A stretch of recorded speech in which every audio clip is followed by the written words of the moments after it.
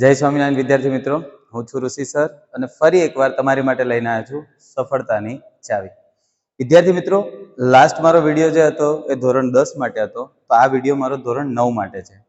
ધોરણ 9ની સામાજિક વિજ્ઞાનની પાઠ્યપુસ્તકમાં તમે પેજ નંબર 4 જોશો તો એના પર તમને ભારતમાં યુરોપિયન પ્રજાનું આગમન એવો ટોપિક દેખાશે. આ ટોપિકની અંદર વિદ્યાર્થી મિત્રો એક સરસ મજાનો એક પ્રશ્ન છે કે ભારતમાં કઈ કઈ યુરોપિયન પ્રજાનું આગમન થયું હતું અને કયા ક્રમમાં થયું હતું. તો એ ક્રમ અને યુરોપિયન પ્રજાના નામ તમારે યાદ રાખવા હોય તેની માટે સહેલી એક ચાવી છે. વિદ્યાર્થી મિત્રો, આમ તો તમે સામાન્યપણે પીડીએફ ફાઇલ આવો શબ્દ વારંવાર બોલતા હશો, પીડીએફ ડાઉનલોડ કરી લો વગેરે. અહીંયા તમારે એક ચાવી છે જે સહેલાઈથી યાદ રહી જાય એવી છે, PDF. શું યાદ રાખવાનું તમારે? PDF. એમાં ડી ની બાજુમાં 2 એટલા માટે લખ્યા છે કે એક સ્ક્વેર છે. તમારે આવી રીતે બોલવાનું PD²EF. 2 વખત ડી આવશે એટલા માટે 2D લખ્યા છે.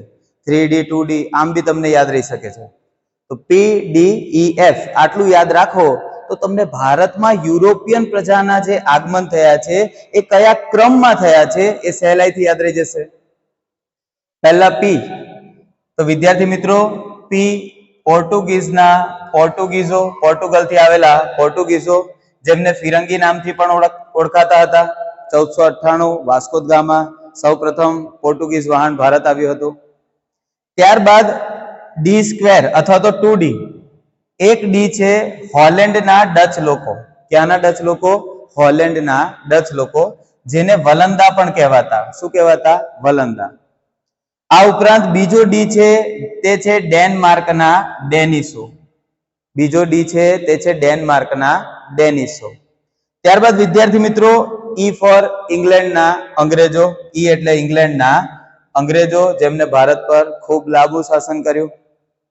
સૌથી શક્તિશાળી યુરોપિયન પ્રજા માનવામાં આવતી. 15 ઓગસ્ટ 1947 ના દિવસે ભારત દેશ આમની ગુલામીમાંથી આઝાદ થયો. અને એના પછી ફ્રાન્સના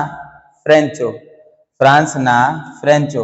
તો વિદ્યાર્થી મિત્રો તમે અહીંયા PD²EF આ શબ્દો પરથી, આ ચાવી પરથી આ નામ ક્રમમાં અને સહેલાઈથી યાદ રાખી શકો છો. એકવાર તમારી માટે ફરીથી બોલી દઉં છું. પી એટલે પોર્ટુગલના પોર્ટુગીઝો, જેમને ફિરંગી પણ કહેવાતા. D² માં એક ડી છે હોલેન્ડના ડચ લોકો, જેમને વલંદા કહેવાતા. બીજો ડી છે ડેનમાર્કના ડેનિસોનો. ઈ ફોર ઇંગ્લેન્ડના અંગ્રેજો અને F ફોર ફ્રાન્સના ફ્રેન્ચો. તો વિદ્યાર્થી મિત્રો, આશા રાખું તમને મારો આ વિડીયો પસંદ આવ્યો છે. જો તમને મારો વિડીયો પસંદ આવ્યો હોય તો પ્લીઝ આ વિડીયોને લાઈક કરજો.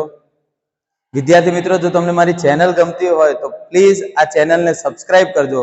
અને તમને એવું લાગે કે આ વિડીયો જોઈ કોઈક ધોરણ 9 ના વિદ્યાર્થીને સારો એવો રસ પડશે સામાજિક વિજ્ઞાન વિષયની અંદર, તો પ્લીઝ આ વિડીયોને શેર પર કરજો. અસ્તુ. જય સ્વામિનારાયણ.